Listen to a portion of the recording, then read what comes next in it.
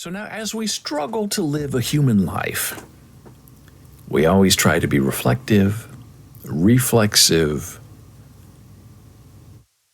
thoughtful, self-revering, and externally revering as well. And we make decisions in life, and some of us are rigid, some of us are more flexible, some of us are hardcore ADHD, some of us are laid back and forgiving. And it takes all kind of people to spin the world.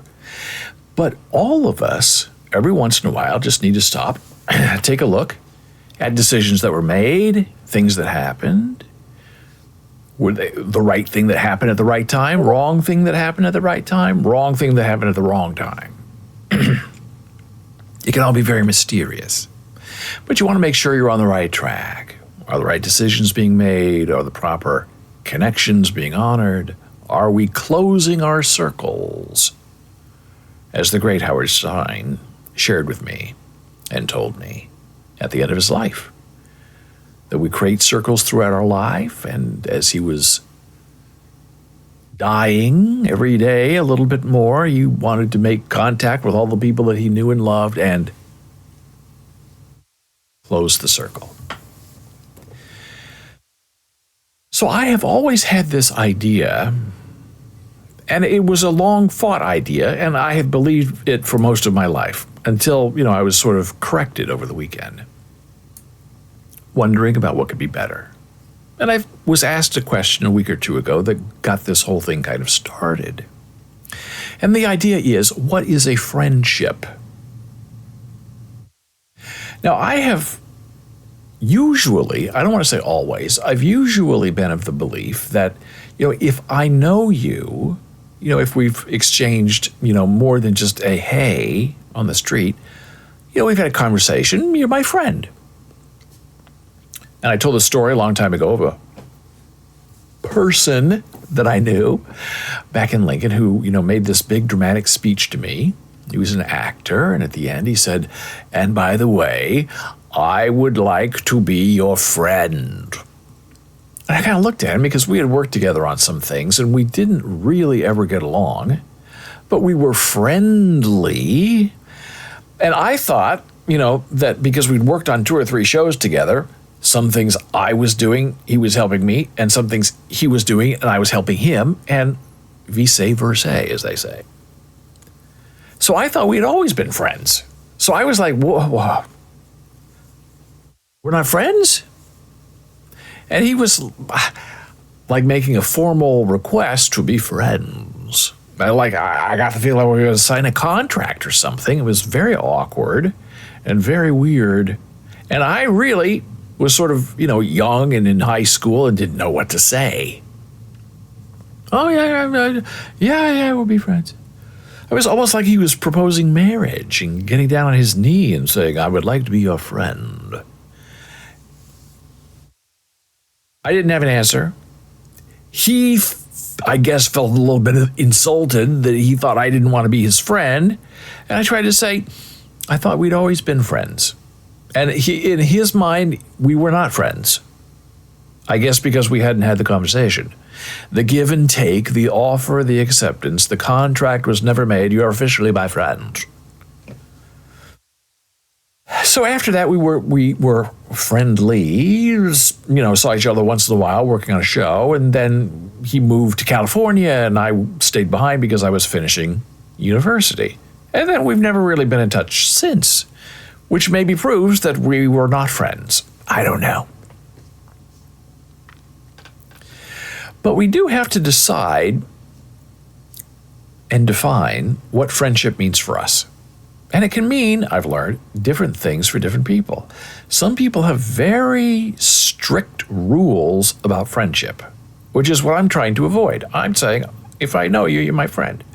Well, that can get you into trouble because the people who have very strict understandings about what it means to be a friend is, if I ask you something, you come and you help me without question. If I need you at 3 a.m. to bail me out of jail, you will come over and help me. I don't have a lot of friends. I have 1 or 2 friends, and I can die with them, and they'll die with me. Now, that to me is a little dramatic. Do I have friends like that? I don't know. Now, not talking about, friends or not talking about family or wife, but talking about outside people that I would go at 3 a.m. and bail out of jail. I guess if the right person asked, I would go. But everybody that I've said is my friend, would I go? No. And I have been warned that is a problem, a possible problem, that you're saying that you'll agree to do things for people by saying you're friends, seeing them regularly, exchanging gifts, doing things, bumming a ride, taking a hike, going swimming. And if you don't, do these things, then you don't really have a friendship. So you say you're friends, but you don't really have any friends. Online friends are not friends. So that makes it very difficult. And there's always the question of, can men and women be friends? And of course, the psychologists and the sociologists will say, well, cool, of course, men and women can be friends. And people who know, who live real lives, say, meow, that's not really going to happen, especially if it's a straight man and a straight woman. And then, you see the old cliche of the woman with the best friend who's a gay guy. That's the stereotype, the trope. But can straight men and straight women be friends without any sexual tension? If you're a guy, you know the answer. If you're a girl, you probably don't want to know the answer. Because a guy will tell you whatever you want to hear, no matter what age you are. There's always the inner urge, or as some say, the unscratchable itch. So that's disappointing for people who sort of realize, or unwittingly realize, oh, the guy who I thought was my friend is not really my friend, even though he's married, has a girlfriend. Well, I found that out. So that's another difficult thing, because I guess my theory is, if there's a woman and I know her, she's my friend. Well, that can be dangerous, not necessarily with my life or with my wife or my life, because I have a very loving, laid-back, delightful wife. But I do generally find myself being careful with women because I don't want to send the wrong message. I have been in trouble every once in a while. Not trouble, but I've got myself into uncomfortable situations because I'm originally from Nebraska, where you say hi to everybody. You're super friendly. You're gregarious. Then you move to some place like New York City, and you're the same kind of person, being friendly and nice and helpful. And they think that a woman thinks you're flirting with them, or a man thinks you're flirting with them. It's like, no. I just got here. I'm from Nebraska. I'm not flirting with you. I'm just trying to offer my help. I'm not being your friend. So that gets you in trouble. You have to be a little bit careful. Well, you said you're my friend. Yeah, but I'm married and, I spend my time with my beautiful wife. So these definitions mean something. There are people who, that I work with or who work for me that I have, considered being friends. And I have sort of been corrected saying they're not really your friends. You are friendly with them, but you're not friends. Same with instructors, teachers, and students. You can be friendly with them, but are you friends? Do you hang out with them? In my experience, no. Especially if you're a male instructor and you have female students and there's a power dyad and you have to be very clear while still trying to be nice that, we're in the class together and when we're outside of the class together, we're not together. We don't say hi, we don't go out and do things together because it sends the wrong message to the student. And it sends the wrong message to the other students who say, did you see the two of them? I saw them at lunch together. Not that there's anything going on, but it's weird. He's playing favorites. Which is a real and fair assumption and accusation you can expect other students to make when one student gets preferential treatment. So the question that started this whole thing a couple of weeks ago, I was sort of, expressing my disappointment to a beloved one about how I tend to do things for people without really getting anything back. Not that I'm looking for it, but here's the context of what I was asked.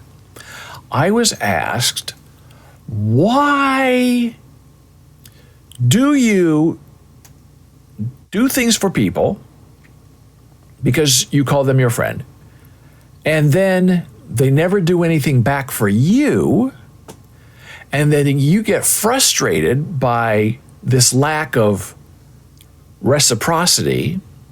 And it doesn't have to be money or respect or conversation. It's just that I've learned once you start this process of helping someone or advising them, they expect you to do that all the time because there's no limit on it because you're friends. Even though you don't say you're friends or sign a contract, they know that you are being friendly.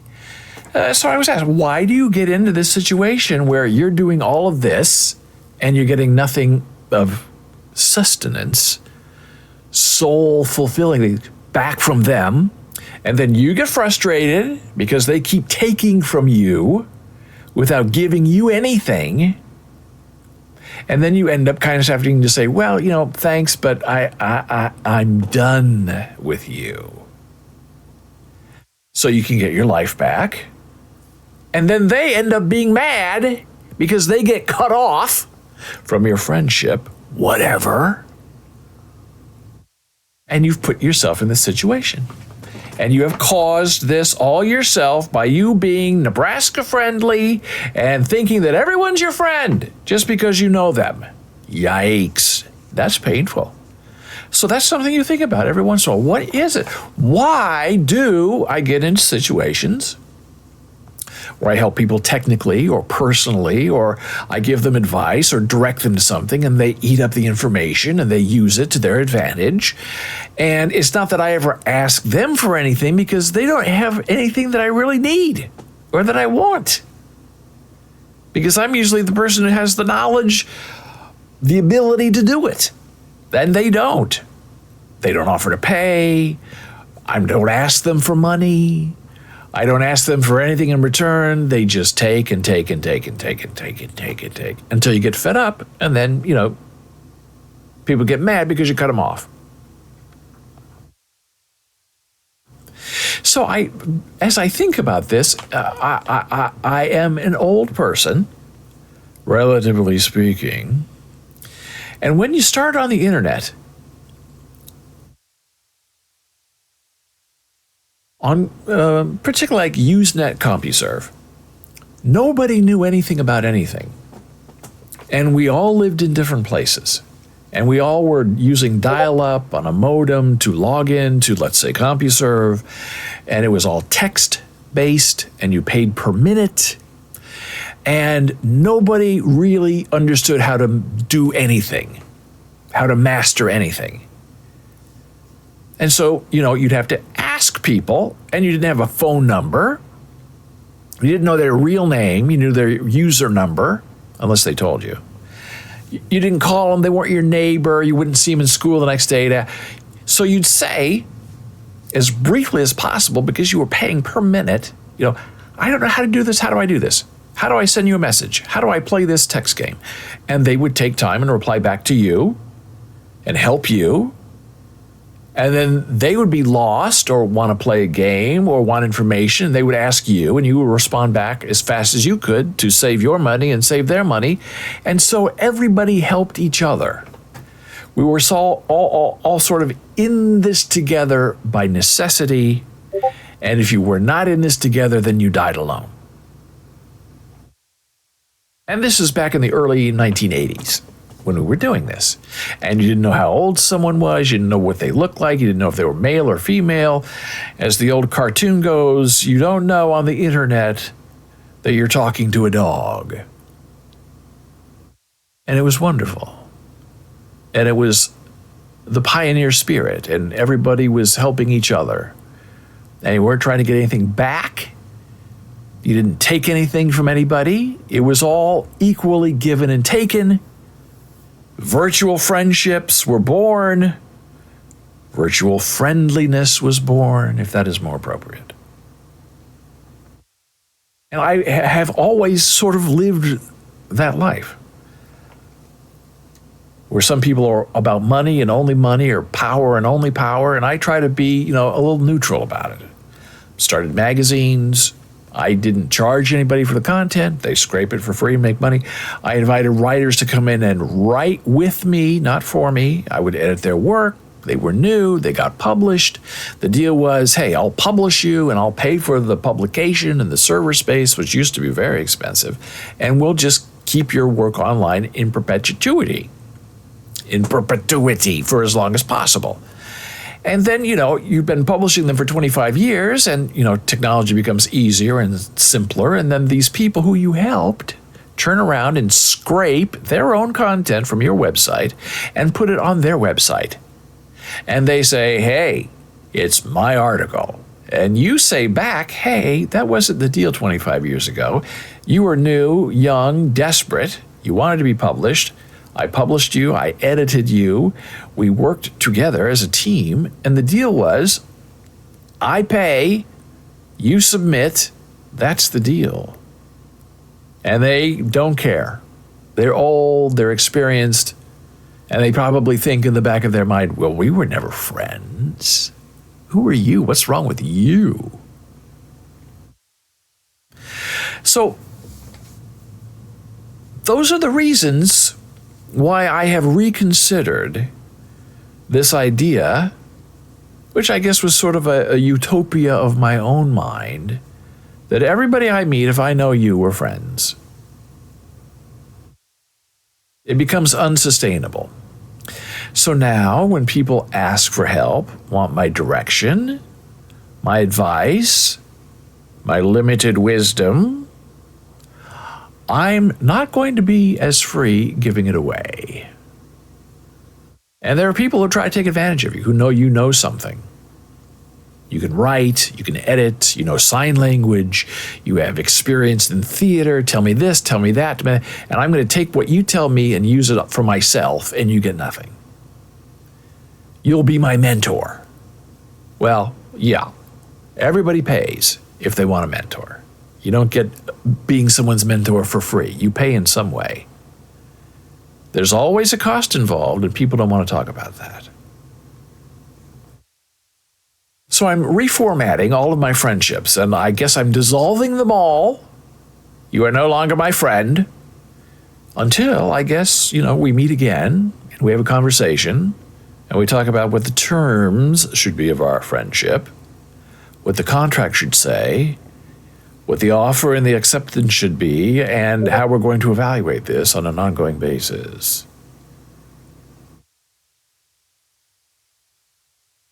So I don't know if that's better to say everyone's my friend or nobody's my friend. I have one friend in the world, he's my cat, which probably is the safest friendship you'll ever have in the rest of your life. And so we move along and we try to figure this out, and we will reflect on this and reflexively analyze all of our decisions, because that's what we try to do as a cogent and caring human being. And in this effort of reevaluation, I offer you this thought. Be careful, be wary, be friendly, but don't make friends.